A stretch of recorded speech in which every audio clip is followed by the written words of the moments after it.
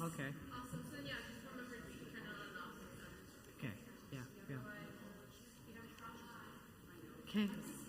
Cicely? Yes. I guess I'll be using this one. Probably do a check on it or something.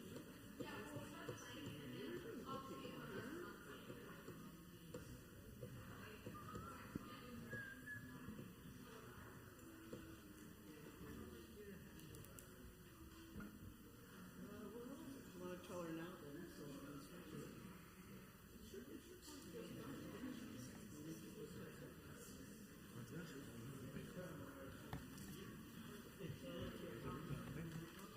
Yeah, I'll let you know. Here we do. I'll do the welcome, temporary acknowledgement. Unless you want to do that. Written down there. Then we sing a song, and then I light the candle. Then we sing another song. Okay. Then we do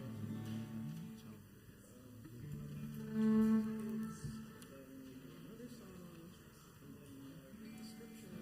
Good morning, folks. For the next 5 minutes, there's just some live stream getting rolling. So we're going to have some background music. So it's kind of started, kind of not. Just relax and enjoy the music, and it'll be underway in a few minutes. Okay? Sort of the sign of our times. Kind of started, kind of not. I'm Cam, this is Sari, and here's our wonderful choir, and we're going to hum along with us. Yeah.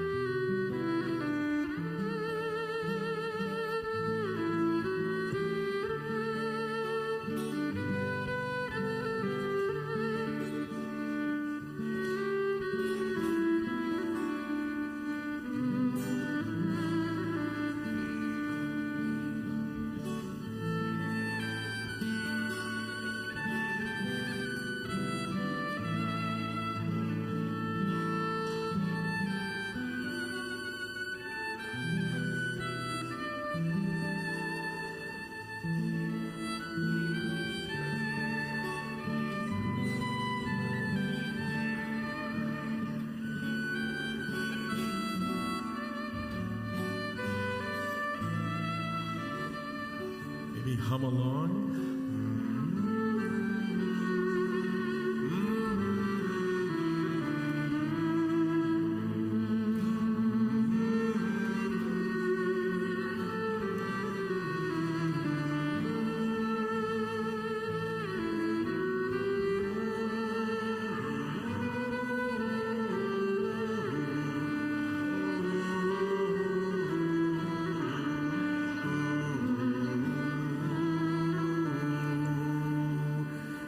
Beautiful humming. That'll be our first hymn momentarily.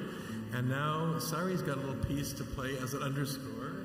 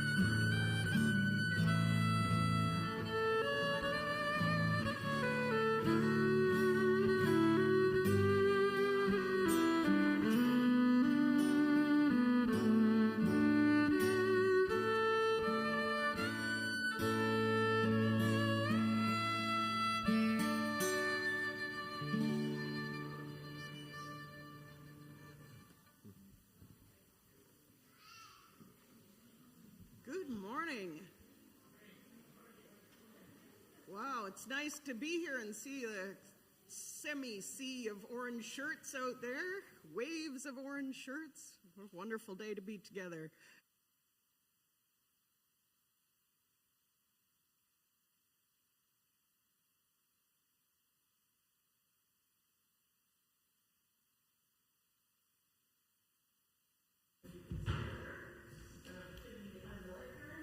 To share in leadership this morning with you.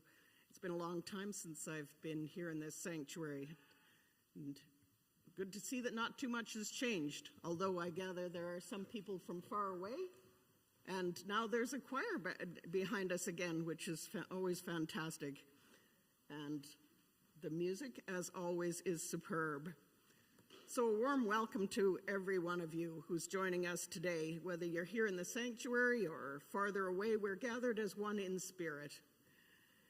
And particularly glad to be with you this day when we are celebrating the Sunday closest to our new National Day of Remembrance and Truth and Reconciliation, which will be next Friday, the 30th of September.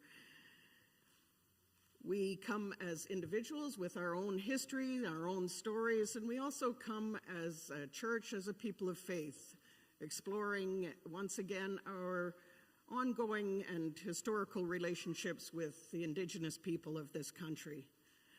As members of the United Church, we particularly rejoice in the election of our new moderator, who is our first female Indigenous moderator, Carmen Lansdowne, the Right Reverend Carmen Lansdowne, and also only the second in the 97-year history of the United Church Indigenous leader of the United Church. In September's issue of the United Church magazine Broadview, Carmen said, "Can the church pivot in a 3-year period," which is the period of the moderator's term, "can it pivot in a 3-year period and shed our colonial baggage, solve all our societal, political, economic, and environmental problems? No."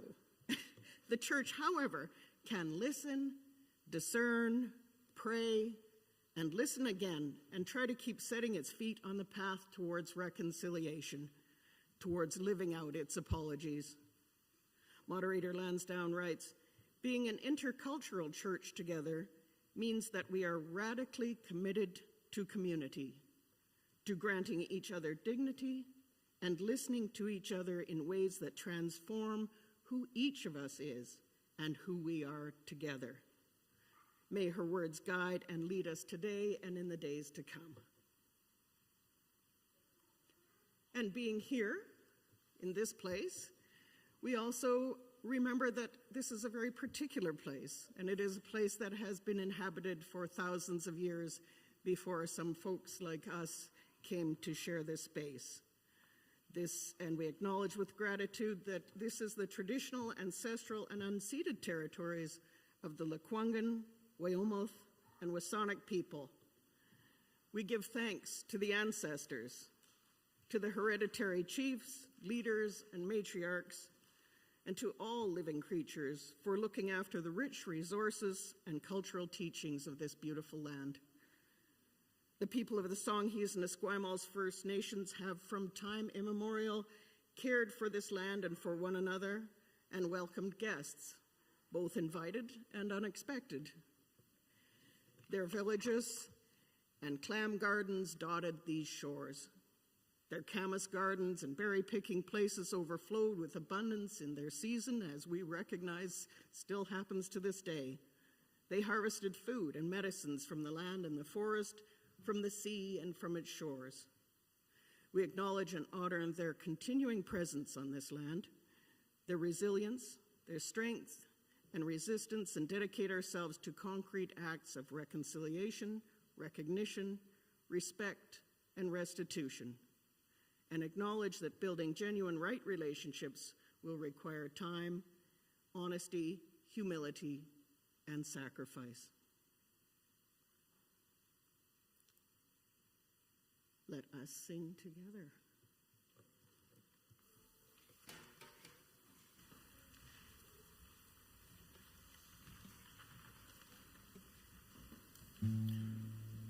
Could we ask you to stand if you're able? And come touch our hearts.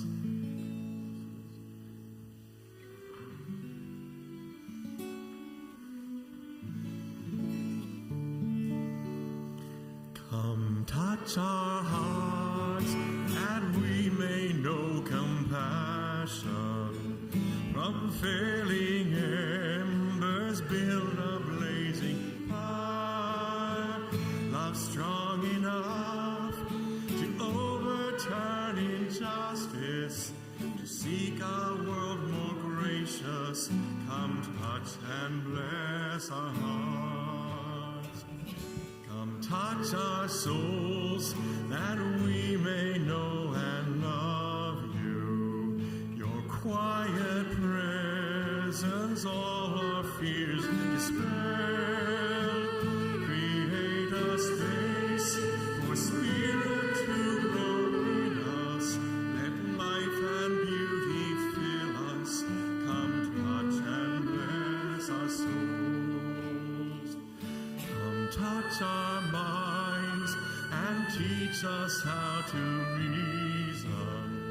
Set free your thoughts to wander and to dream.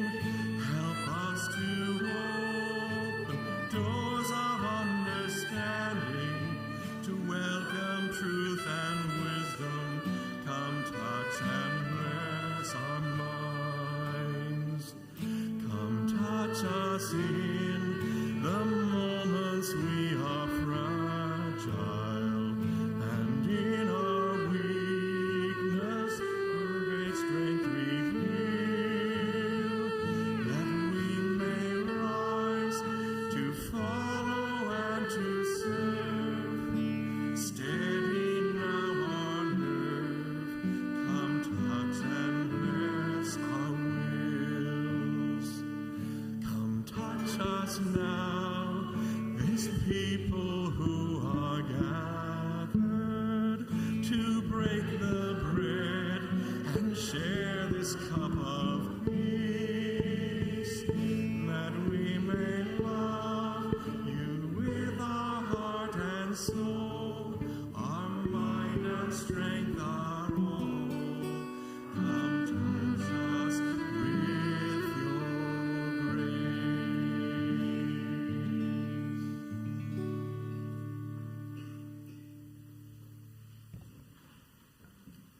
As we are gathered in this place, hoping to be touched as always surrounding us with touch of grace, we light this candle to remember who and whose we are. We give thanks for the light of hope, unrelenting and inexplicable.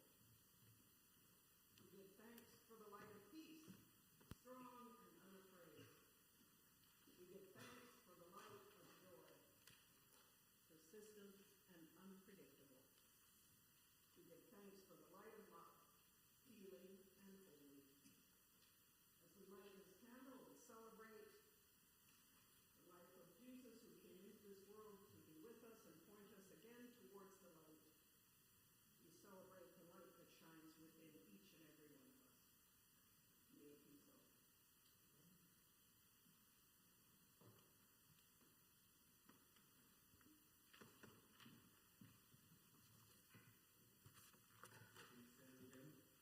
room for all.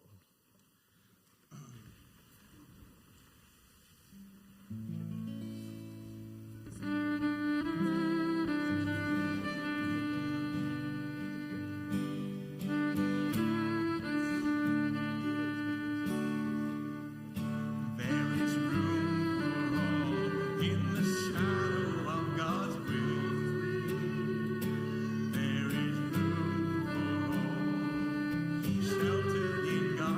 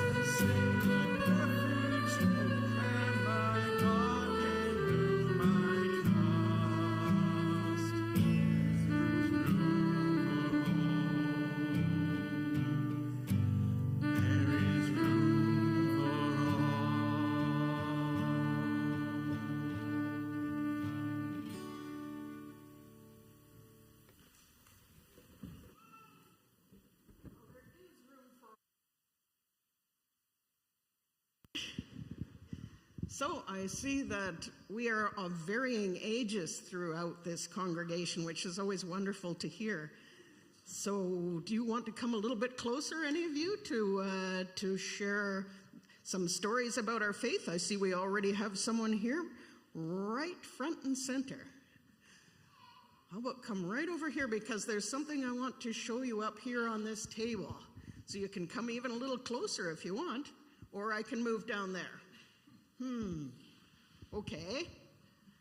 How about if I move a little bit closer myself?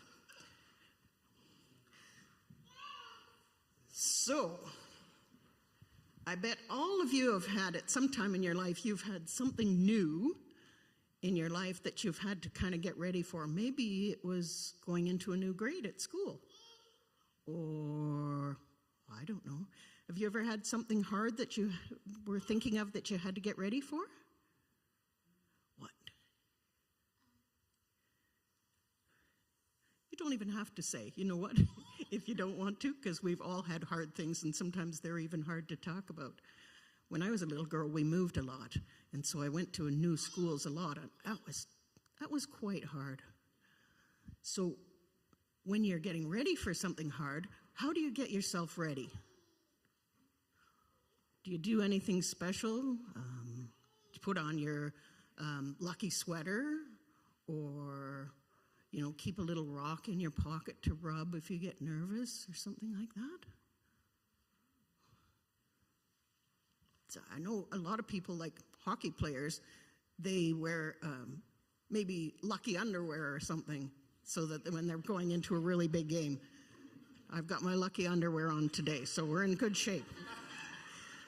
One of the things that some of us do, and particularly some of the Indigenous people of Canada have done over the years, both to get ready for something difficult and sometimes after something difficult happens, is this is a tradition that comes from the Plains people, the Cree people and the Blackfoot and people of the prairies, is they use a smudge bowl and they smudge themselves. So I'm going to let you pass this around, and you can smell this stuff that's inside of it.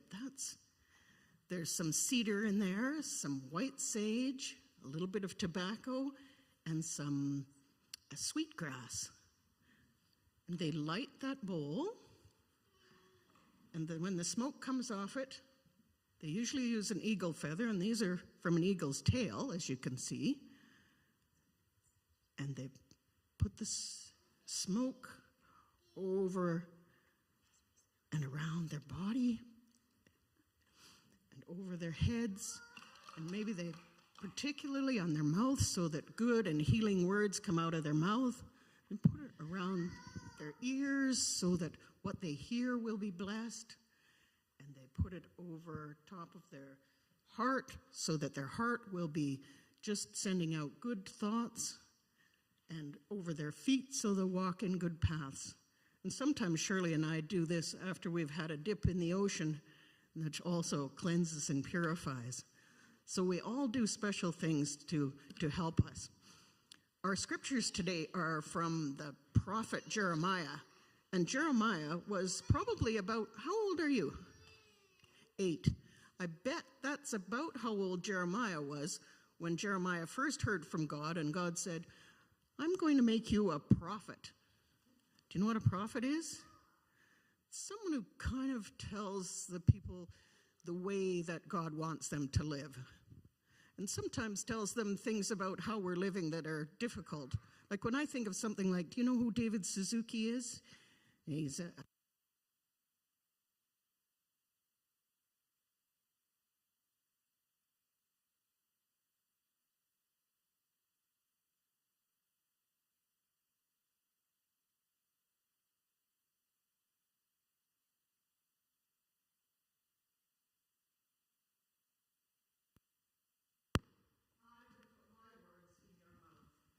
So sometimes when we prepare for things like this morning, Shirley and I stopped in the car and we prayed and asked God to put words in our mouth to help us prepare. So we can use the smudge bowl, we can use our lucky underwear, and we can pray, and all of those things together help us get ready.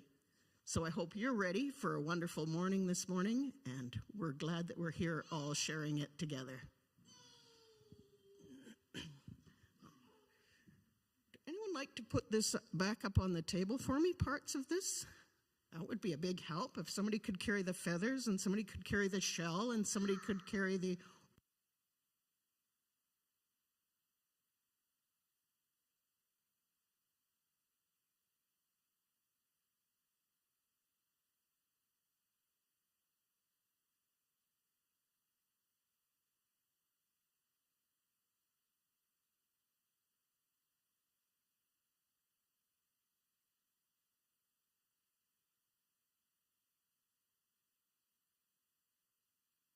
A little short song. Testing, yeah. It's so short, we'll do it twice. Shall we? Dawn, do you want me? Just before that, I think that we have people ready to lead the youth and the children in Sunday school and church group. No, not today, Annalise? Okay, so then Reina is here to take the little ones down. So at the end of this song, if the little ones want to go down for church school, Reina will lead the way. Thank you. And if not, hang out here because we're always glad to see you. Now there is an echo component should you feel like echoing, and if not, you can sing the main part, whatever you feel like doing. It goes like this. 1, 2. What can I do? What can I bring? What can I say? What can I say? I'll sing with joy, I'll sing with joy, I'll say a prayer. I'll bring my love, I'll do my share. What can I do? What can I bring? What can I say? What can I say? I'll sing with joy, I'll say a prayer. I'll bring my love, I'll do. It sounds good. One more time. What can I do? What can I bring? What can I say? Can I say? I'll sing with joy. I'll say a prayer. I'll bring my love. I'll do my share.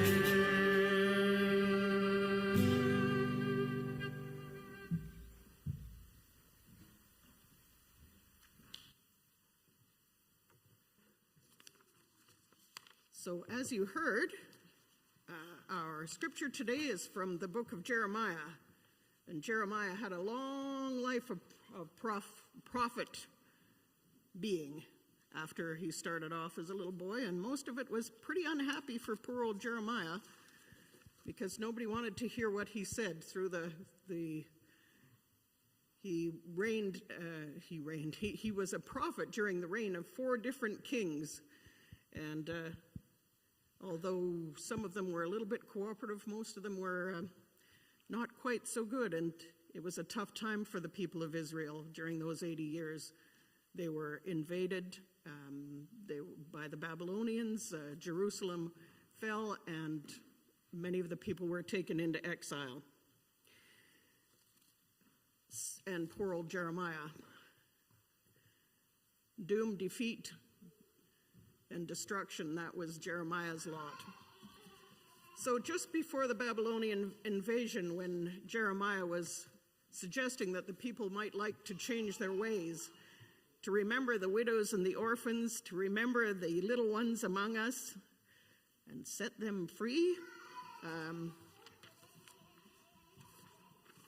he said this, or in the words of the Lord, "The harvest is past, the summer is ended, and we are not saved.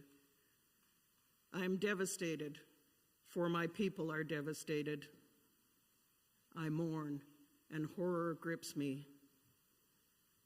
Is there no balm in Gilead? Is there no physician there? Why then is there no healing for the wound of my people?"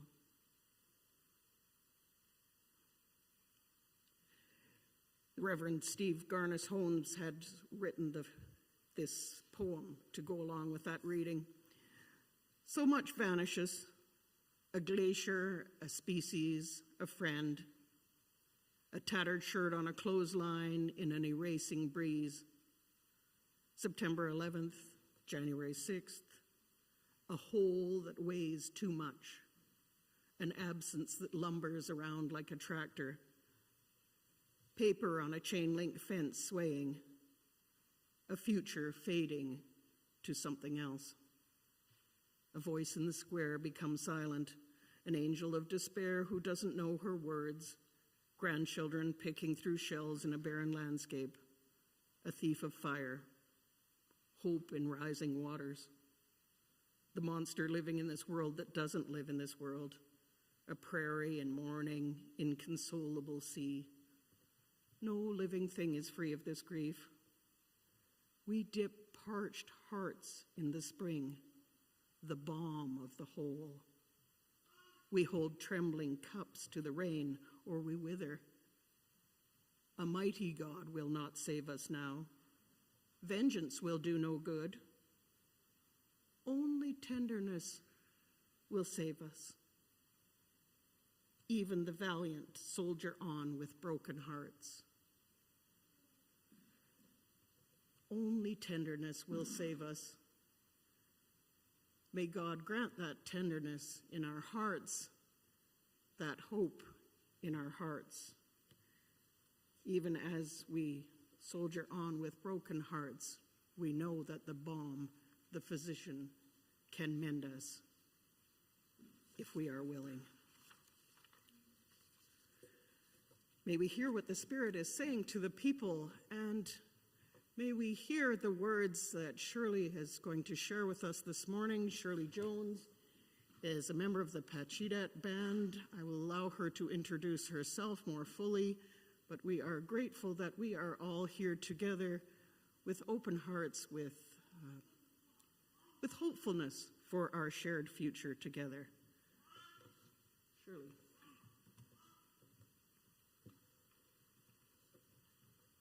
Hi, my name is Shirley Jones.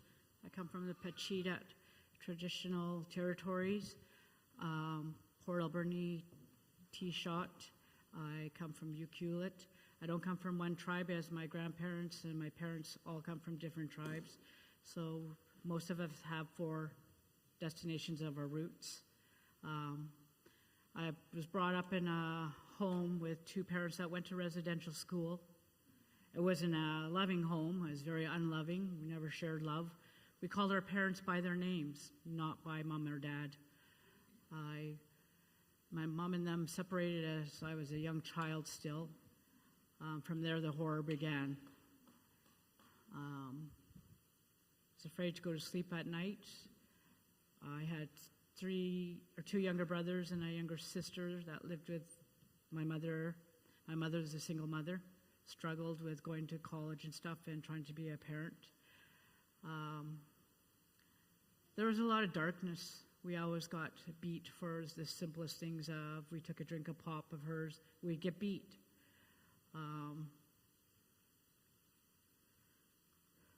We'd come home dirty and wet. We'd be called dirty little pigs and thrown in the shower and beat with a steel bar. I remember the last time I was over my brother's trying to protect them so she wouldn't hurt them because I was afraid she would kill them. My mom had this dark beast in her. We didn't understand. We thought, why are we here? I remember being 10 and the last time she beat me was with the butt end of a gun because a boy gave me a ring. And I was the worst, what do I call it, deceit in life. She beat me so severely, I had cuts on the top of my head, bruises all over my body. She pinned me in a corner and just beat me until blood was gushing out of my head. And then blamed me and told me to clean it up. If I didn't accept that ring, I wouldn't have to do this to you. That is deceitful, and I wasn't to be around men or boys or anything. And I know that was put upon her in residential school. But it still hurts me today that she treated me that way as a nobody to her. And that was my mother. And as I got older, she started calling me names. And I said, oh, I guess I'm just like my mother. And then she'd get mad at me and tried to slap me, and that's when I slapped her back, because I was 15 by this time. And I had enough of the beatings and watching her. My brothers were playing with fire when they were about 8 years old. She burnt their hands on the stove. This is what happens when you don't listen. And she made me stand there and watch, and I can still hear that sizzling on my brother's hands, and they're screaming. And I'm like, oh my God, she's going to kill him this time. So I've always faced death all through my life, and the death was with me and my siblings. Are we going to survive this? Can we get through this? Why does our mom not love us? And then I moved on and on and on. And then I met my dad ran away when I was 15. He was a chronic alcoholic. And I had resentment towards him. Where were you? Why weren't you protecting us? How come you left my mom to do these things to me? And then he slapped me as a young adult, and I got up and I hit him back, and I swore and walked away. And I said, you're not my father. My father would have protected me. But not realizing he was residential school too. And then he started molesting my children, and I found out, and I lashed out on him, told him that he was not to be near my children anymore. I was stopping this cycle there. I was not going to let my kids go through what I went through. And after that, my dad and me started building a healthier relationship, and then he passed away from alcoholism. And my mom passed away by herself in her home. For 10 days, nobody knew she was dead because she was a loner. My mom also beat my daughter because she peed bad and almost killed her. And we were in Children's Hospital for a year. She was in a coma, and that was the hardest part of my life. And that's when I told the courts, I said, she may be my mother. The only thing that we have between us now is an umbilical cord. I don't want nothing to do with her. This is it. She beat me, and now she just about killed my daughter. And she took my daughter saying I was an unfit parent because I was drinking. Yes, I was drinking, but I wasn't physically beating my kids. And yes, my drinking got in the way and led on to other things. And that's all due to colonization. Like, I was covering my pain. I was doing my best, but I was still trying to be a good parent, but I wasn't. I was an alcoholic and a drug addict. And so my daughter, though, is alive today. She has disability handicaps now, and she's not completely normal, but she smiles like she doesn't have anything wrong with her. And that's a miracle, that she can sit there and smile and be helpful and loving and caring and kind to everybody. And she doesn't let her disability stand in the way. And whenever she walks into the room, the light shines because she's so happy, and she always wants to be with family, and she always wants to be helpful. And she loves and adores Julianne. Every time she sees Julianne, she's like all over her, let's go, let's go. She loves going to Bouchard Gardens with us. And now I share my story with my grandchildren because I tell them I don't want you going down the road I went down. That's why I'm so strict with you. I don't want you going to dark places. I don't want you doing drugs. I don't want you drinking. I don't want you getting involved with sexual activity at a young age because that just leads to horrible names that you'll be called, and then you'll feel worthless and unloved and cared for. Let them know that their school is the most important thing for them, because I never finished school. I had to do it as an adult. I ended up being on the street 5 years after my father passed away, and my brother, and saying I had lived for nothing, and I wanted to be with them. That was in 2005. I got ready to kill myself and didn't succeed. Picked up the phone later and called somebody else, and they called me to the office, and I went in, we talked, and then I went back again for another meeting, and then this man helped me get into recovery. And yesterday I was 12 years sober and clean. And so just to let you know that you don't have to be in residential school to be affected by it. You are affected by your parents and your grandparents and everybody else that went before them.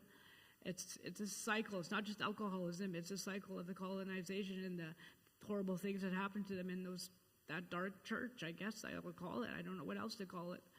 But it doesn't mean we have to hate the churches. I mean, I know a lot of my relatives and people I know don't like the churches, and I'm like, well, they're not the ones that did it. In my mind, I'm like, you got to look back at the people that did it back in the day, and if there's no forgiveness, and you want everybody else to apologize to us, but what about us apologizing to them too?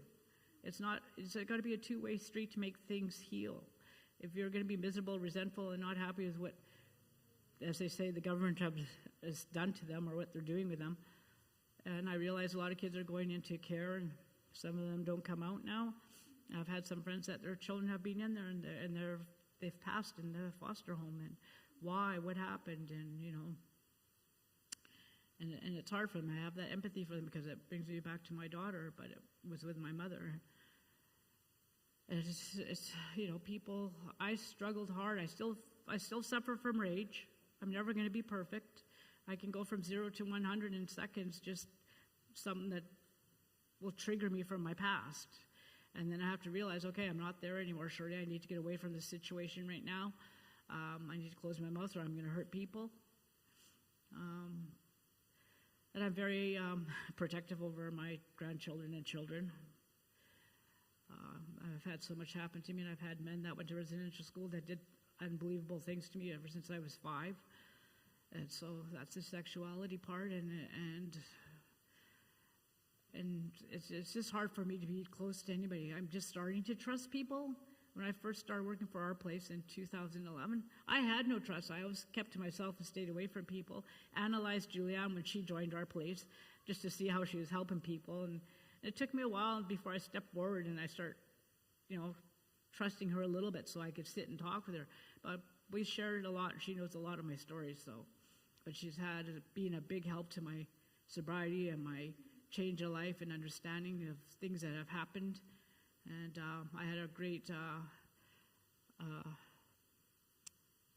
grief counselor, rest his soul, he's passed on. And God, he helped me amazing too. And got to the point where I started telling him, and then I'd start figuring out things. He goes, okay, I don't know why I'm here now, Shirley, because now you're figuring out yourself, you're on your way, you're going to be okay now. And I've said, thank you. And he was a good though. He'd give me a piece of paper, put it on my fridge where I'm at every month, and I would read it, and I still have those papers. I still look over them. But